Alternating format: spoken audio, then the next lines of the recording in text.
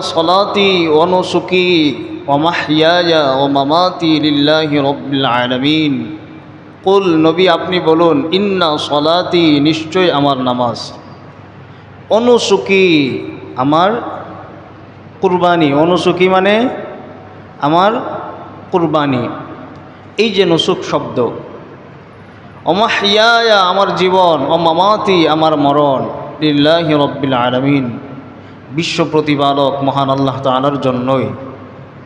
এই আয়াতের মধ্যে নুসুক শব্দটা আসছে। নুসুক মানে হলো এখানে এই আয়াতের পূর্বাপর অর্থের দিকে লক্ষ্য করে আয়াতের পূর্বাপর শব্দগুলির দিকে লক্ষ্য করে এবং আয়াতের মূল অংশ আলোচনার ভিত্তিতে এই নুসুক শব্দের অর্থ দাঁড়ায় কুরবানি। তাহলে আমরা এখানে একটা অর্থ পাইলাম যে নুসুক এবং মানসাক দুইটা শব্দ কোরআনুল কারীমের মধ্যে আছে, দুইটা শব্দের অর্থ একই এবং দুইটা শব্দের অর্থই তিনটা। তো সূরা আনআমে আমরা পাইলাম নুসুক শব্দের অর্থ হলো কুরবানি। সূরা হজের 32 নম্বর আয়াতে সূরা হজে আল্লাহ রাব্বুল আলামিন বলেছেন ওয়ালিকুল্লি উম্মাতিন জাআলনা মানসাক ওয়ালিকুল্লি উম্মাতিন জাআলনা মানসাকাল লিয়াযকুরু ইসমাল্লাহ। এই যে এই আয়াতের মধ্যে যে মানসাক শব্দটা আসছে এই মানসাক শব্দের অর্থ কুরবানি। আল্লাহ বলছেন কি ওয়ালিকুল্লি উম্মাতিন জাআলনা আমি প্রত্যেক উম্মতের জন্যই মানসাক প্রত্যেক উম্মতের জন্যই কুরবানির বিধান দিয়ে দিলাম। তবে আদায়ের পদ্ধতি ভিন্ন ভিন্ন ছিল, কিন্তু প্রত্যেক উম্মতেই কুরবানির বিধান আমি আল্লাহ প্রত্যেক উম্মতকেই দিলাম। লিয়াযকুরু ইসমাল্লাহ যাতে করে তারা আল্লাহ তাআলার নাম নিতে পারে।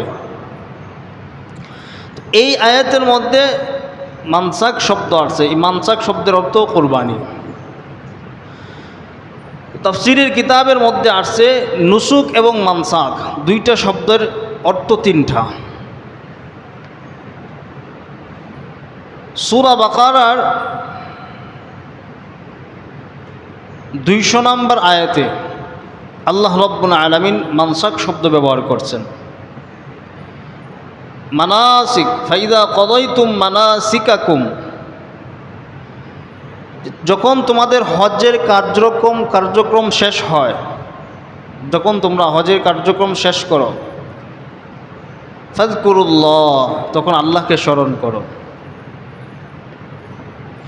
এই মানাসিক দ্বারা উদ্দেশ্য তিনটা হতে পারে। তাফসীরের কিতাবের মধ্যে আছে যখন তোমরা কুরবানির কার্যক্রম শেষ করো, যখন তোমরা হজ্জের কার্যক্রম শেষ করো, যখন তোমরা যত ইবাদত করো, আল্লাহ তাআলার যত হুকুম পালন করো, প্রত্যেকটা হুকুম পালন করা শেষ করো, তখন ফাযকুরুল্লাহ আল্লাহকে স্মরণ করো। ফাযকুরুল্লাহ আল্লাহকে স্মরণ করো। কেন? যে আল্লাহ তাআলা আমাকে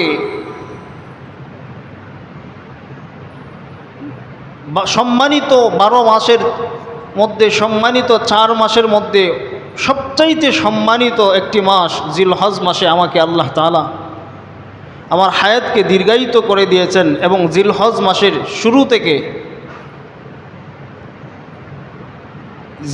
মাসের শুরু থেকে আমরা ইবাদত বন্দেগী করতে পারলাম।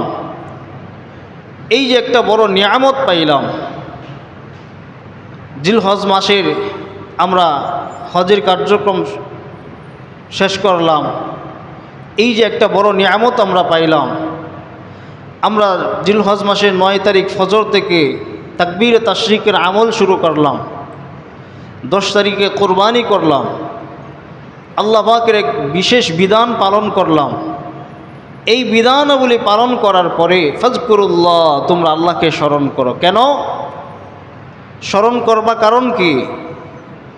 আল্লাহ তাআলার যেভাবে নিজাম ছিল, যেভাবে পদ্ধতি ছিল, আল্লাহ তাআলার হুকুম যেভাবে ছিল সেইভাবে সঠিকভাবে আদায় করতে পারলা কি না তোমাদের জানা নাই। তোমাদের আল্লাহর বিধান অনুযায়ী তোমাদের আল্লাহর হুকুমগুলি পালন হয়েছে কি না। যদি ভুল ত্রুটি হয়ে থাকে তো ফাজকুরুল্লাহ, আল্লাহকে স্মরণ করো, আল্লাহ তাআলা তোমাদেরকে মাফ করে দিবেন। সুবহানাল্লাহ। এবং আল্লাহ তাআলা তোমাদের যে ত্রুটি বিচ্যুতি হয়েছে, তোমাদের যে অপূর্ণতা রয়েছে, আল্লাহ তাআলাকে স্মরণ করার কারণে আল্লাহ তাআলা তোমাদেরকে পূর্ণতা দান করে দিবেন। সুবহানাল্লাহ। প্রত্যেকটা ইবাদতের পরপরই আল্লাহর স্মরণ বেশি বেশি করা। কেন? ইবাদত পদ্ধতি, ইবাদতের পন্থা, ইবাদতের সঠিক নিয়ম আমাদের জানা নাই। যদিও জানা থাকে তারপরেও যদি ভুল হয়ে যায়, এই জন্যই তো আল্লাহ নবী সাল্লাল্লাহু আলাইহি ওয়াসাল্লামের সুন্নাহ অন্যতম একটি সুন্নাহ, ফরজ নামাজ শেষ, সালাম দুই দিকে ফেরানো শেষ, এবার ইস্তিগফার পড়ো। কেন ইস্তিগফার পড়ব? নামাজের পর ইস্তিগফার পড়ার প্রয়োজন কি? নামাজই তো ইস্তিগফার হইল, তাহলে নামাজের পরে আবার ইস্তিগফার পড়ার প্রয়োজন কি? না, নামাজ তো আল্লাহ তাআলার একটা হুকুম, আল্লাহ তাআলার একটা হুকুম এবং ইসলামের একটা মৌলিক একটা বিষয়। এই যে মৌলিক বিষয়টা তুমি পালন করলা, তুমি আদায় করলা, আদায় করার সঙ্গে সঙ্গে তুমি সঠিক পন্থায় পদ্ধতিতে আদায় করছো, কিন্তু যদি কোনো ভুল হয়ে থাকে তো সেই ভুলটা যেন আল্লাহ তাআলা ক্ষমা করে দেয়। এই জন্য আল্লাহ নবী সাল্লাল্লাহু আলাইহি ওয়াসাল্লাম ইস্তিগফারের আমল শিখাইছেন। আল্লাহকে স্মরণ করো, ইস্তিগফার করো, সালাম ফিরানোর পরে ইস্তিগফার করো। এই জন্য আল্লাহ নবী 3 বার ইস্তিগফার পড়তেন সালাম ফিরানোর সঙ্গে সঙ্গে।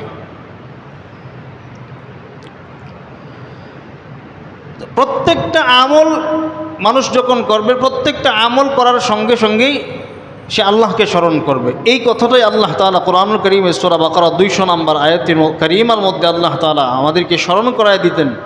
ফাইদা কদাইতুম মানাসিকাকুম ফাজকুরুল্লাহ, যখন তোমাদের কুরবানি শেষ, যখন তোমাদের হজের আমল শেষ, যখন কুরবানির কার্যক্রম শেষ, ফাজকুরুল্লাহ, এবার আল্লাহকে স্মরণ করো। কেন? যে আল্লাহকে স্মরণ করবা, এই জন্য তোমাদের উপর যে বিধানটা ছিল পরিপূর্ণভাবে হক আদায় করে কি তোমরা পালন করতে পারছো কিনা তোমাদের জানা নাই। যদি ভুল ত্রুটি হয়, ত্রুটি বিচ্যুতি হয়, ইস্তিগফার, আল্লাহকে স্মরণ করার কারণে আল্লাহ চাহে তো তোমাদের এই ভুল ত্রুটিগুলো পূর্ণতা দান করে দিবেন। সুবহানাল্লাহ। ভুল ত্রুটি মাফ করে পূর্ণতা দান করবেন। তো কুরবানির মতো একটা বিধান আমরা পালন করলাম, গুরুত্বপূর্ণ একটা হুকুম আল্লাহ তাআলার এই পালন করার পরে আমাদের আল্লাহকে স্মরণ করার দরকার। তো এবার আল্লাহ তাআলা বলতেছেন আল্লাহ স্মরণটা কেমন হবে, তার কাইফিয়তটা কি হবে, পদ্ধতিটা কি হবে, কতটুকুন হবে, সেটাও আল্লাহ আয়াতের পরের অংশের মধ্যে বলেন, কাযিকরিকুম আবাআকুম আও আশাদ্দা যিকরা, কাযিকরিকুম আবাআকুম আও আশাদ্দা যিকরা। তোমরা এই যে কুরবানির বিধান পালন করতে গিয়ে যে ব্যস্ততা ছিল তোমাদের, দুনিয়ার প্রয়োজনের জন্য তোমার বাবা, তোমার মা, তোমার স্ত্রী, তোমার সন্তান, তোমাদের পরিবার পরিজনদের সাথে যেভাবে ডাকাডাকি করছো, যেভাবে তাদেরকে স্মরণ করছো, করি নাই? তাড়াতাড়ি রুটি নিয়ে আসো, তাড়াতাড়ি গোশত নিয়ে আসো, আরে পানিটা এখনও টেবিলে দাও নাই, পানি নিয়ে আসো। এত চিৎকার আর এত আওয়াজ, এত প্রয়োজন দুনিয়া প্রয়োজনের জন্য, এত প্রয়োজন পরিবারের লোকদের জন্য, যে পরিবারের লোক ছাড়া আমি চলতেই পারছি না, আমার বাবা, দাদা, দাদি, নানা, নানি, আত্মীয় স্বজন, ছেলে সন্তান, স্ত্রী ছাড়া আমি চলতেই পারছি না, আমি যেন এক অসহায়। তো আল্লাহ বলেন কাযিকরিকুম আবাআকুম, তোমার পরিবারের লোকজনের, তোমার বাবা, তোমার স্ত্রী, তোমার সন্তান, তাদেরকে যেভাবে স্মরণ করছো, ফাজকুরুল্লাহ, আমি আল্লাহকে কিন্তু সেভাবে স্মরণ করলে হবে না। তোমার দুনিয়া প্রয়োজনের জন্য তোমার পরিবারের লোকজনদেরকে যেভাবে স্মরণ করছো, ফাজকুরুল্লাহ, আমি আল্লাহকে সেইভাবে স্মরণ করলে হবে না। আও আশাদ্দা যিকরা, আমি আল্লাহকে এর চাইতেও আরো অধিক পরিমাণে, বেশি পরিমাণে স্মরণ করতে হবে। সুবহানাল্লাহ। আল্লাহ তাআলা কি অপার মহিমা, যে তিনি এমন একজন রব যে আমাদেরকে কিভাবে তিনাকে স্মরণ করতে হবে, তার কৃতজ্ঞতা কিভাবে প্রকাশ করতে হবে, তাকে কিভাবে ডাকতে হবে, তিনি কিভাবে ডাকলে খুশি হবেন, কোন পদ্ধতিতে ডাকতে হবে, সব কিছু তিনি আমাদেরকে শিখাইছেন। আল্লাহু আকবার। তোমরা কুরবানির মতো বিধান পালন করলা, হজ্জের কার্যক্রম শেষ করে দিলা, এবার আমাকে স্মরণ করার, স্মরণ করবা কিভাবে সেই পদ্ধতিও আল্লাহ শিখাইলেন। তোমার পরিবার পরিজনদের জন্য, তোমার পরিবারের লোকদেরকে যেভাবে তুমি স্মরণ করছো সেইভাবে স্মরণ করলে হবে না। আও আসাদ্দা যিকরা, তার চাইতে অধিক পরিমাণে আরো শক্তিশালী করে, আরো মজবুতির সাথে আমি আল্লাহকে স্মরণ করো। আল্লাহু আকবার। তার মানে একটা বিষয় এখানে স্পষ্ট, এই আয়াতের মধ্যে একটা বিষয় স্পষ্ট। আপনাদের মাথায় ঢুকছে কিনা আমি বুঝতে পারছি না, আমি বললে বুঝতে পারবেন। শুরুতেই বললাম মানাসিক বা মানসাক বা নুসুক, এই দুইটা শব্দ কোরআনুল কারীমের মধ্যে আসছে। এই দুইটা শব্দের অর্থ তিনটা।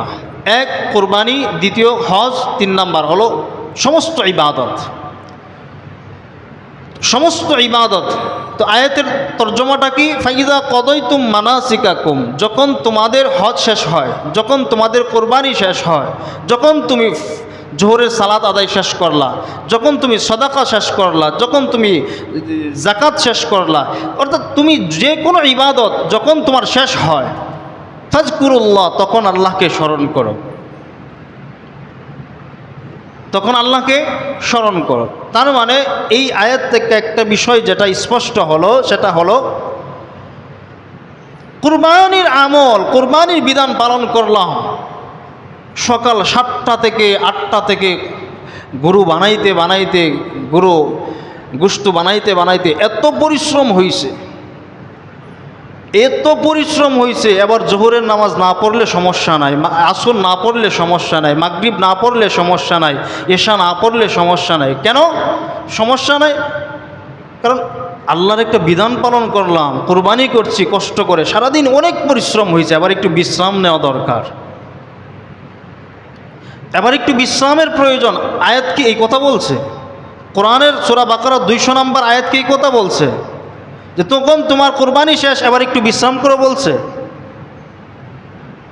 আয়াতের যে বিষয়টা স্পষ্ট হয়ে আসে সেটা অনেকেই বুঝতে পারেন না, সেজন্য বললাম কুরবানি আমল শেষ, কুরবানি কার্যক্রম শেষ করছো, এবার আল্লাহ বলছে তোমরা একটু বিশ্রাম করো। তার মানে জোহর না পড়লে সমস্যা নাই, আল্লাহ এটা ছাড় দিবেন। আসর না পড়লে সমস্যা নাই, এটা কিছু গুনাহ আল্লাহ তাআলা কমাই দিবেন। একটু আল্লাহ তাআলা একটু আপনার প্রতি রহম করবে মাগরিব না পড়লে, এশা না পড়লে। আয়াত কি এই কথা বলে? না, আয়াত তো এই কথা বলে না। আল্লাহ কোরআন বলে মানাসিকাকুম, যখন তোমার কার্যক্রম শেষ কুরবানি, ফাজকুরুল্লাহ, আল্লাহকে আরো অধিক পরিমাণে স্মরণ করো। আও আসাদ্দা যিকরা, যা তুমি আগে যেভাবে স্মরণ করেছিলা, তোমার কুরবানির কার্যক্রমের শুরুর আগে যেভাবে আল্লাহকে স্মরণ করছিলা, আও আসাদ্দা যিকরা, তোমার কুরবানি কার্যক্রম শেষ, এবার আল্লাহকে আরো অধিক পরিমাণে এবং শক্ত করে মজবুতির সাথে তোমার বাবা মা স্ত্রী সন্তানকে যেভাবে স্মরণ করছে, এর চাইতেও আরো কঠিন করে আরো মজবুতির সাথে আল্লাহকে স্মরণ করো। এই আয়াত তো এই কথা বলে, আল্লাহর কোরআন তো এই কথা বলে। আর আমরা বলি কি, কুরবানির মতো একটা কাজ, সারাদিন কষ্ট করছি, এত পরিশ্রম হয়েছে, শরীরটা এত ক্লান্ত হয়ে গেছে, এবার জোহরে মসজিদে না গেলেও চলবে, আসর না মসজিদে না গেলেও চলবে, মাগরিব না গেলেও চলবে, এশা না গেলেও চলবে, আল্লাহ তো মাফ করে দিবেন। সমস্যা কোথায়? কারণ কোরবানির পশুর প্রতিটা লুমের বিনিময়ে আল্লাহ একটা একটা করে সব দিবেন। এত সব আমি রাখবো কোথায়? এবার আসর একটু বিশ্রাম করি, ঘুমিয়ে যাইলাম, মাগরিব একটু ঘুমাইলাম, এশা ঘুমিয়ে গেলাম, সমস্যা কি? আল্লাহর কোরআন তো এই কথা বলে না, আল্লাহর কোরআন তো এই কথা বলে না। কি আশ্চর্য বিষয়! কুরবানির সময় লোকের অভাব নাই, মানুষের অভাব নাই, এত মানুষ। জোহরের নামাজে মসজিদে মুসল্লি নাই, আসরের মুসল্লি নাই, মাগরিবে মুসল্লি নাই, ঈশায় মুসল্লি নাই, ফজরে মুসল্লি নাই। কুরবানি কি জোহরের সালাতের চাইতে আরো গুরুত্বপূর্ণ ইবাদত? আসরের সালাতের চাইতে গুরুত্বপূর্ণ ইবাদত? কুরবানি কি সবার জন্য ওয়াজিব? কুরবানি সবার জন্য ওয়াজিব না। প্রত্যেক বালেগ পুরুষ নারী পুরুষ, প্রত্যেক বালেগ নারী পুরুষ সে সুস্থ মস্তিষ্ক সম্পন্ন, প্রত্যেক বালেগ নারী পুরুষ তাদের জন্য 5 ওয়াক্ত নামাজ ফরজ, কিন্তু কোরবানি প্রত্যেক সুস্থ মস্তিষ্ক বালেগ নারী পুরুষের জন্য সবার জন্য ওয়াজিব না। কোরবানি করতে গিয়ে আমি ফরজ নামাজ ছেড়ে দিলাম। আল্লাহর একটা বিধান, স্পষ্ট বিধান, 1 ওয়াক্ত নামাজ না পড়ার কারণে হয়তো আমাকে জাহান্নামে আগুনে ফুটতে হবে। এই যে একটা আল্লাহর একটা বিশেষ বিধান এবং ইসলামের একটা মৌলিক একটা রোকন আমি ছেড়ে দিচ্ছি সাধারণ একটা আমল করতে গিয়ে। তার মানে হয়তো অনেকে বলবেন কোরবানির ইবাদতকে আপনি ছোটো করছেন। না, ছোটো না, এটাও একটা গুরুত্বপূর্ণ ইবাদত, কিন্তু ফরজের চাইতে কি ওয়াজিবের গুরুত্ব বেশি? না না, কখনো না। ওয়াজিব ওয়াজিবের জায়গায়, ফরজ ফরজের জায়গায়, ফরজ ফরজের জায়গায়, ওয়াজিব ওয়াজিবের জায়গায়। কিন্তু ওয়াজিব পালন করতে গিয়ে ফরজ ছাড়া যাবে না। আচ্ছা আপনারা বলুন, প্রতিদিন যে আপনারা ঈশার সালাত আদায় করেন, ঈশার সালাত আদায় করেন, আমরা ঈশার সালাত আদায় করি, তো ঈশার 4 রাকাত ফরজ নামাজ বাদ দিয়ে 3 রাকাত ওয়াজিব নামাজ পড়ে চলে গেলে কি ঈশার ফরজ আদায় হবে? একসাথেই তো হলো, সমস্যা কি? ইমাম সাহেবের জামাত চলতেছে, এদিকে ইমাম সাহেব ঈশার 4 রাকাত ফরজ নামাজের নিয়ত করে দাঁড়াইলেন, ফরজ চলতেছে, চলমান ফরজ।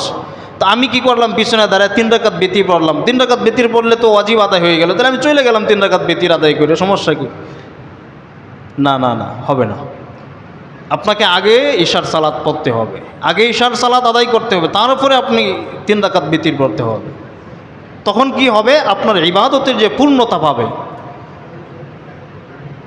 আল্লাহ তাআলার বিধানের যে পূর্ণতা, ইবাদতের যে পূর্ণতা সেটা পাবে। আর নয়তো অসম্পূর্ণ রয়ে গেল। আপনি তো আল্লাহর মৌলিক, ইসলামের একটা মৌলিক বিধান আপনি ছেড়ে দিলেন, এবং আল্লাহ তাআলা আপনার উপর যে ফরজ বিধানটা সেটাও ছেড়ে দিলেন।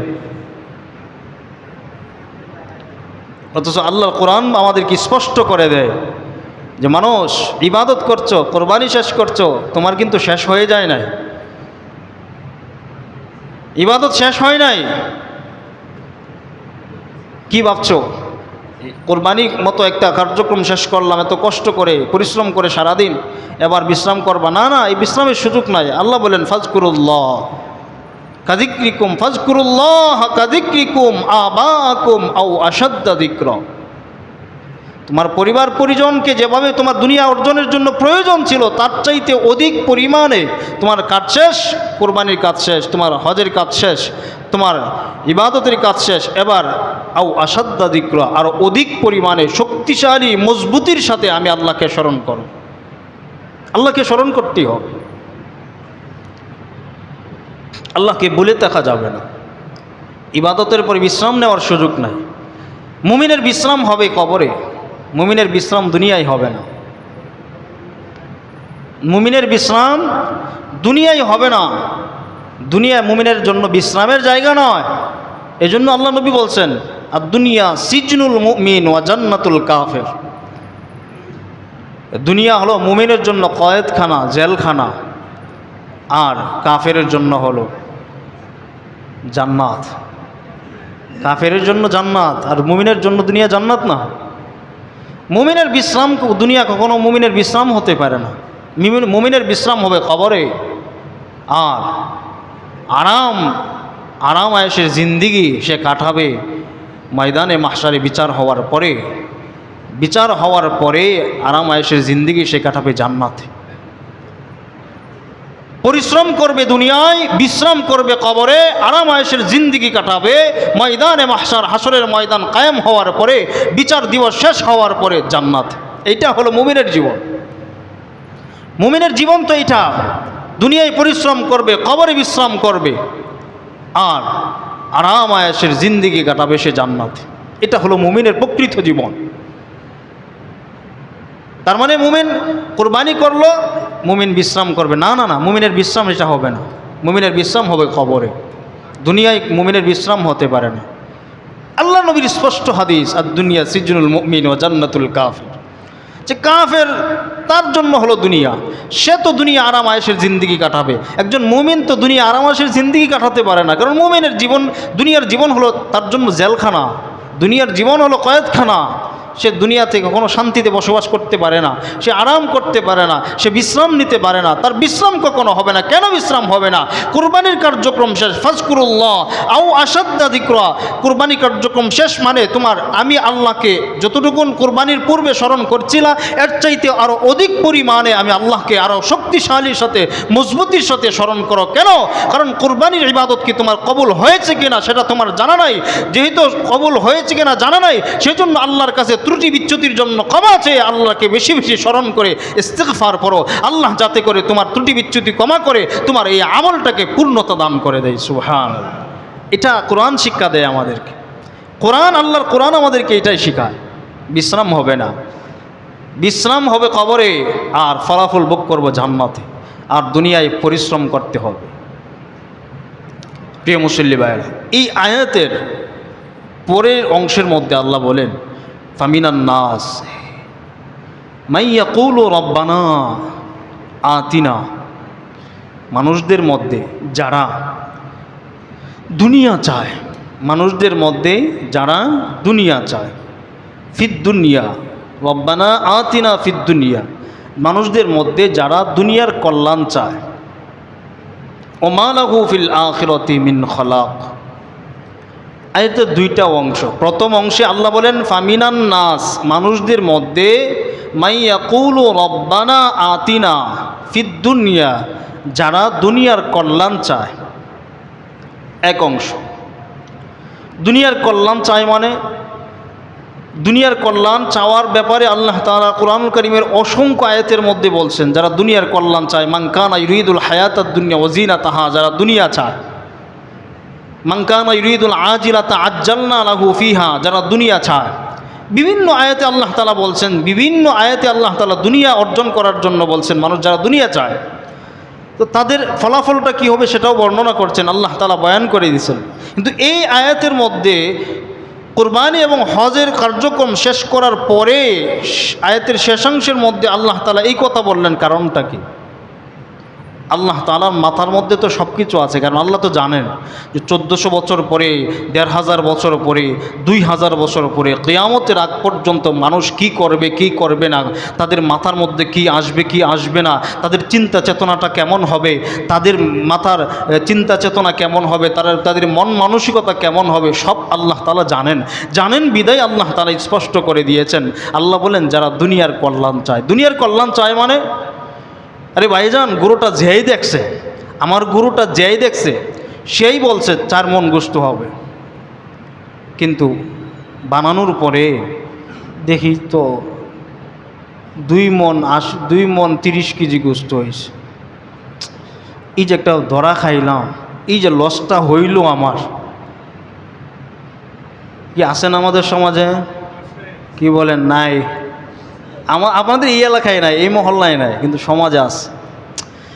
গুরুটা যেই দেখলো কিনার সময় সেই বলল 4 মণ গোশত হবে, কিন্তু জবাইয়ের পরে বানানোর পরে 3 মণ 30 কেজি, 2 মণ 30 কেজি গোশত হইল। আচ্ছা বলুন তো, এই যে একটা লস খাইলাম, এটা সহ্য করার মতো না।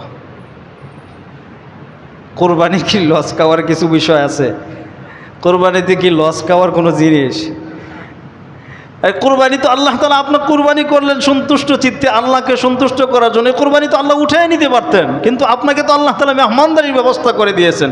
আরে কেমন মেহমানদারির ব্যবস্থা করছেন? আমাদের রব কত দয়ালু আর কত মায়া আমাদের রবের, তিনি কেমন মেহমানদারি করলেন। আল্লাহ এই 10, 11, 12, 3 দিন রোজা রাখা পর্যন্ত আল্লাহ হারাম করে দিয়েছেন। আল্লাহু আকবার।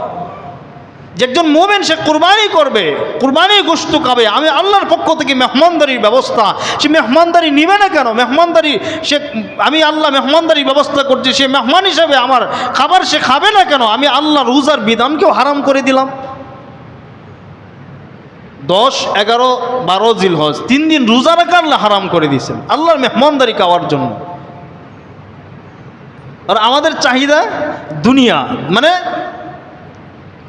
4 মণ গোশত হওয়ার কথা, 3 মণ 30 কেজি হয়েছে, 2 মণ 30 কেজি হয়েছে, বা 3 মণ গোশত হয়েছে। এই যে একটা লস খাইলাম ভাই, এটা মানতে পারতেছি না। আরে ভাই, মানতে পারাটা না পারার বিষয় কি আছে এখানে? আপনি তো আল্লাহ সন্তুষ্টির জন্য কোরবানি করছেন, আপনি তো দুনিয়া কাউকে দেখানোর জন্য, দুনিয়া অর্জনের জন্য কোরবানি করেন না। যদি আপনার কোরবানি দুনিয়া অর্জনের জন্য হয় তো আল্লাহ বলেন ওমা লাহু ফিল আখিরাতি মিন খালাক। আপনারা যদি মনের মধ্যে তামান্না এরকম থাকে, দিলের মধ্যে আকাঙ্ক্ষা এমন থাকে যে আমি আর 20 কেজি গোশত যদি বেশি পাইতাম তো আমার আরও অন্তত 4-5 মাস আমি চলতে পারতাম, গোশত কিনা লাগতো না, যদি তামান্নাটা এমন থাকে, আল্লাহ বলেন ওমা লাহু ফিল আখিরাতি মিন খালাক, তোমার জন্য পরকালে কিছুই নাই, কিছুই পাবা না। দুনিয়া যা পাইছো, দুনিয়া যা চাইছো এতটুকুনি সীমাবদ্ধ, শেষ। ওমা লাহু ফিল আখিরাতি মিন খালাক, পরকালে কিছুই পাবা না। তো কুরবানি করলাম আল্লাহ সন্তুষ্টির জন্য। আল্লাহ সন্তুষ্টির জন্য করার পরে আল্লাহকে স্মরণ করা, আল্লাহকে অধিক পরিমাণে স্মরণ করা, ইস্তিগফার করা, ক্ষমা চাওয়া, এই বিধানও আল্লাহ আমাদেরকে শিখাইছেন। কেন শিখাইছেন? যে আমাদের ভিতরে শয়তানে বিভিন্ন সময় বিভিন্নভাবে কুমন্ত্রণা দিয়ে দুনিয়ার লোভ, দুনিয়ার সুখ, দুনিয়ার দুঃখা, দুনিয়া দুঃখা দেওয়ার জন্য আমাদের বিভিন্নভাবে শয়তান বিভিন্নভাবে আমাদেরকে অশ্বাসা দেয়। তো আল্লাহ বলেন যাতে করে শয়তান তোমাদেরকে দুঃখায় না ফেলে, সেজন্য আমি আল্লাহকে ফাজকুরুল্লাহ কাযিকরিকুম আও আবাকুম আও আশাদ্দা যিকর। তোমার দুনিয়া অর্জনের জন্য, দুনিয়ার প্রয়োজনের জন্য পরিবার পরিজনদেরকে যেভাবে স্মরণ করছো, যেভাবে প্রয়োজন মনে করছো, এর চাইতে অধিক পরিমাণে আও আশাদ্দা যিকর, আমি আল্লাহকে স্মরণ করো, বেশি পরিমাণে স্মরণ করো। যদি না পারো তাহলে এই যে রব্বানা আতিনা ফিদ দুনিয়া, দুনিয়া চেয়েছিলা, ওমা লাহু ফিল আখিরাতি মিন খালাক, দুনিয়া তোমাকে পরিপূর্ণ দিব না, যতটুকুন চাই আমি আল্লাহ দিব। দুনিয়া পাইলে পাইতেও পারো, না পাইলে নাও পেতে পারো। দুনিয়া পেলে পেতেও পারো, না পেলে নাও পেতে পারো। কেমন? 4 মণ গোশত হওয়ার কথা ছিল, 3 মণ হয়েছে। তো দুনিয়া অর্জনের জন্য, দুনিয়া পাওয়ার জন্য আপনি কুরবানি করছেন, তো পাইলে পাইছেন, না পাইলে নাই। তো কি হইল? দুনিয়াও গেল, পরকালও গেল। গেলটা কি? দুনিয়াও গেল, পরকালও গেল। মানে দুনিয়াও পেলেন না, পরকালও পেলেন না। লাভ কি হলো? মাঝখানে একটু পেরেশানি হলো, আর একটু চিন্তা হলো, একটা আফসোস থেকে গেল, 4 মণ গোশত হলো না। আর মুমিন সে যতটুকুন পেয়েছে আল্লাহর মেহমানদারি, তো এটা তো আল্লাহর মেহমানদারি, আল্লাহ মেহমানদারি ব্যবস্থা করছেন। মুমিন যতটুকুন পেয়েছে, সে 5 কেজি পাইছে, 10 কেজি পাইছে। কোরবানিতে গোশত হওয়ার কথা ছিল 6 মণ, পাইল 4 মণ, সমস্যা নাই, মুমিনের তৃপ্তি আসবে। কেন তৃপ্তি আসবে? সে মন ভরে, বুক ভরে একটা স্বপ্ন তার ছিল যে আমি কোরবানি করবো এই বছর, এবং আমি আমার গরিব মিসকিন, আমার প্রতিবেশী, আমার হককে যাওয়ার যারা, তাদেরকে আমার হক আদায় করার চেষ্টা করব। সে হক আদায় করে, সে পরিপূর্ণ তৃপ্তি সহকারে সে আল্লাহর শুকরিয়া আদায় করে সে আলহামদুলিল্লাহ বলবে। এটা হলো মুমিনের গুণ, এটা হলো মুমিনের সিফাত। আর যে দুনিয়া অর্জনের জন্য কোরবানি করছে তার কখনো তৃপ্তি আসবে না, আফসোস থেকে যাবে। তো আল্লাহ তাআলা বলেন ফাজকুরুল্লাহ, কোরবানি কাজ শেষ, এবার আল্লাহকে অধিক পরিমাণে স্মরণ করো, আল্লাহর কাছে ইস্তিগফার করো। আল্লাহ তাআলা যেন আমাদের সকলকে ইস্তিগফার বেশি বেশি করে আল্লাহ তাআলার কাছে ক্ষমা চেয়ে আমরা যেন আমাদের প্রতিটা ইবাদতের ভুল ত্রুটি আল্লাহর কাছ থেকে ক্ষমা চেয়ে নিয়ে আমরা যেন পরিপূর্ণ আল্লাহ তাআলার কাছ থেকে জাযা নিতে পারি। আল্লাহ তাআলা যেন আমাদেরকে পরিপূর্ণ প্রতিদান দান করেন, সেজন্য আমরা ইস্তিগফার করব ইনশাআল্লাহ। আজকেও আমরা কুরবানির জন্য ইস্তিগফার করে আল্লাহ তাআলার কাছে ক্ষমা চাইব। আল্লাহ তাআলা যেন আমাদের সকল ভুল ত্রুটি ক্ষমা করে আমাদের সকলের কুরবানিগুলো করে যেন আল্লাহ তাআলা কবুল করে নেন। সকলে বলে আমিন। যারা সুন্নত পড়ি নাই, ক্বাবলাল জামাত 4 রাকাত সুন্নত পড়ে নেই।